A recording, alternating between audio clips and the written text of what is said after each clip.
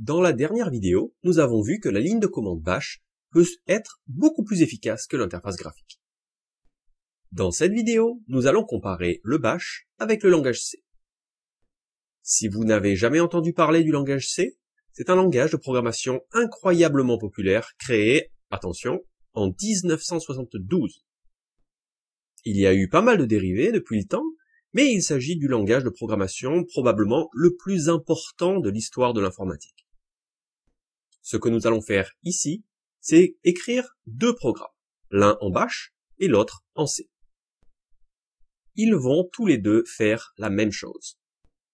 Nous allons commencer par vérifier combien de temps il faut pour qu'ils s'exécutent afin de pouvoir comparer la vitesse d'exécution entre les deux langages. Comme toujours pour l'instant, ce que je tape ici n'a pas d'importance pour vous. Vous n'êtes pas obligé de comprendre ce que j'écris. C'est juste une démonstration. Ce sera un code inutile, mais ce n'est pas grave, c'est uniquement à des fins de test de vitesse. Et on va créer notre code bash dans un fichier. Avec Nano, un éditeur de texte en ligne de commande.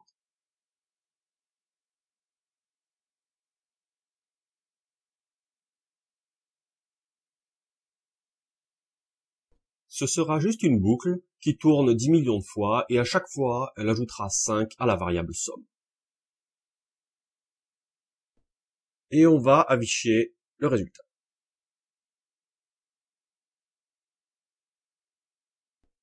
Je vais utiliser la commande cat pour afficher le contenu du fichier que l'on vient de faire.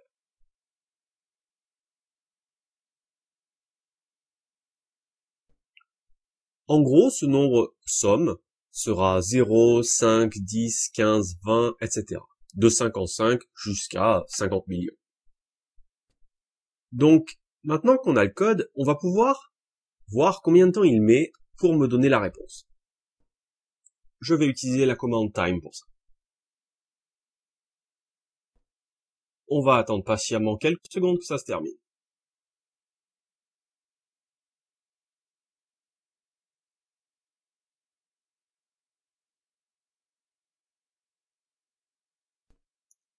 Ce qui nous intéresse, c'est le real, ou le temps réel. Il faut donc environ 11 secondes pour que le code bash s'exécute et affiche finalement 50 millions. Et maintenant, on va voir ce langage C.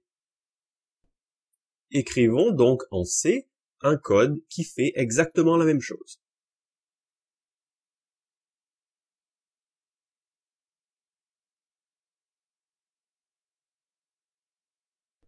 Et bien sûr, vous n'avez pas besoin de comprendre ce que je fais ici.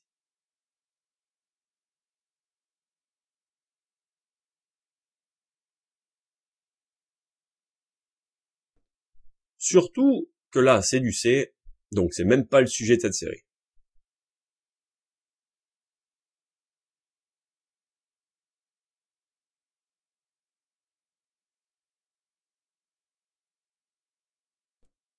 Voilà donc un code en C qui fait sensiblement la même chose. Alors, le langage C, c'est un tout petit peu plus complexe pour le lancer, car il va falloir d'abord le compiler. C'est un détail que je vais faire maintenant. On a finalement un programme vitesse.x que l'on peut exécuter. Donc, voyons la vitesse de ce programme en C. Ah. Nous avons ici notre résultat, 50 millions. Même si j'aime beaucoup bash, objectivement, le langage C a l'air un tout petit peu plus rapide quand même. Bon, c'est pas une très bonne publicité pour le bash tout ça. En plus, j'ai l'air bête, c'est le sujet de la série là. Peut-être que finalement je vais arrêter cette série et en faire une autre sur le C. Mais attendez, c'est peut-être pas aussi simple. On va essayer de donner au bash une deuxième chance. La vitesse, ça a pas l'air d'être son fort. Déjà, si le bash c'est si nul que ça, pourquoi est-ce que je fais une série sur le bash? Pourquoi est-ce que moi j'ai appris le bash? Donc, résumons d'abord la situation. Le bash est inclus dans toutes les distributions Linux. Moi, je l'ai sur ma machine, là, en face de moi. Mais supposons que je sois un idiot. Si on s'intéresse au serveur, la grande majorité tourne sous Linux. Les serveurs sont le pilier central sur lequel repose l'Internet. Et Internet, c'est vachement bien quand même. Donc, la grande majorité des machines qui composent l'Internet ont Bash. Mais en plus, le Bash a été créé en 1989. Donc 17 ans après le C. Il devrait forcément y avoir une bonne raison à tout ça. Il n'inclurait pas Bash partout, depuis si longtemps, si ce n'était pas utile pour quelque chose. On va continuer à essayer de comparer le Bash et le C avec un autre exemple. On va essayer donc de créer un fichier qui contient le mot « bonjour ».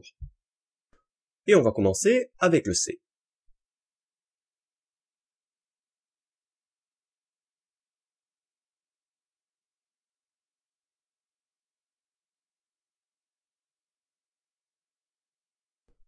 Vous pouvez ici admirer la syntaxe, mais encore une fois, c'est uniquement par curiosité.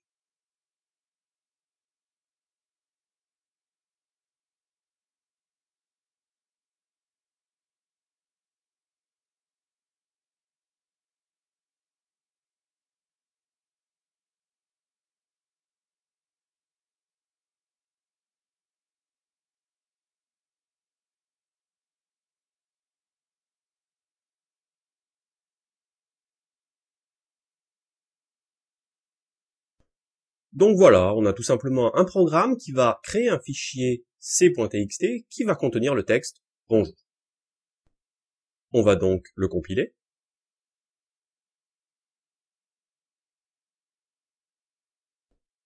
Et le lancer.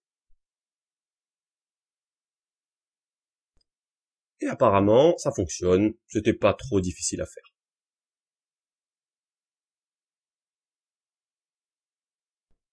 Le fichier c.txt existe et contient le texte « bonjour ». Maintenant, faisons la même chose avec Bash. Pour ça, nous n'avons même pas besoin de créer un fichier. Je vais simplement taper directement dans le terminal.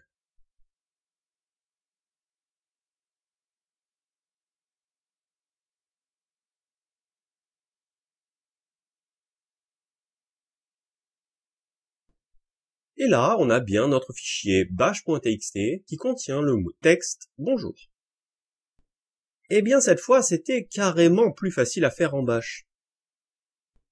Alors, en gros, on peut dire que si vous voulez que votre code soit rapide, utilisez le C.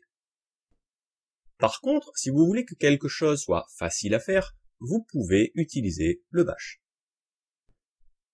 Dans beaucoup de cas, vous n'avez pas besoin de faire un code complexe en C.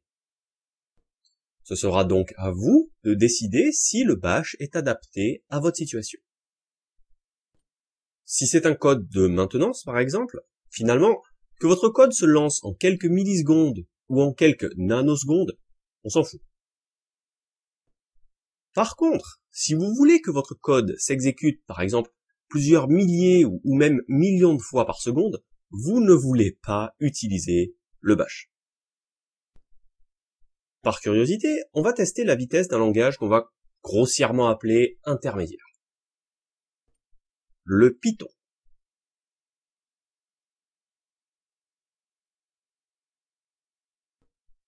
Donc on va refaire la même boucle en Python de tout à l'heure, rien de très passionnant. Le code reste très simple, juste la syntaxe change un tout petit peu.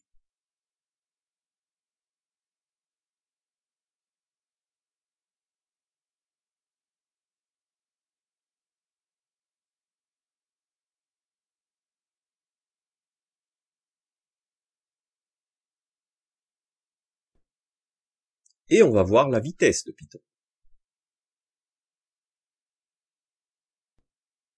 Et là, on voit bien nos 3 temps. Python est clairement plus rapide que Bash dans notre exemple. Mais le C est aussi clairement plus rapide que Python. Bien évidemment, ces 3 langages extrêmement populaires ont tous les 3 une excellente raison d'exister. Mais en fait, même si ce que je viens de vous montrer est intéressant et vrai, pour certains d'entre vous, si vous comprenez déjà le sujet, cette vidéo est peut-être un peu bizarre. Parce que d'un côté, comparer le C et le bash est aussi complètement absurde. Et je vous expliquerai en détail pourquoi dans la prochaine vidéo.